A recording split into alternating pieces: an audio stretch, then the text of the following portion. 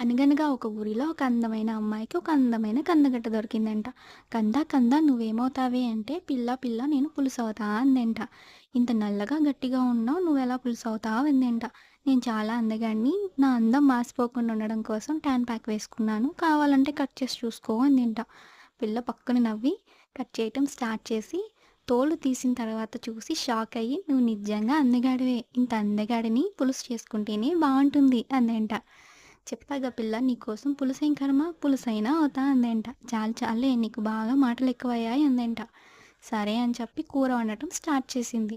ముందుగా పాన్ పెట్టుకుని, ఆయిల్ వేసి, పోపు వేసుకొని, ఉల్లిపాయలు, పచ్చిమిర్చి, టమాటా వేసుకొని, ముందుగా ఉడికించి పక్కన పెట్టుకున్న కంద ముక్కల్ని వేసుకొని, అవి కాస్త వేగాక ఉప్పు, కారం, పసుపు వేసి, కొంచెం సేపు మగ్గించిన తర్వాత పులుసు పోసుకొని, కొంచెం బెల్లం వేసుకొని, బాగా ఉడికించుకొని, అలా ఒక ముద్ద తింటే వాహ్!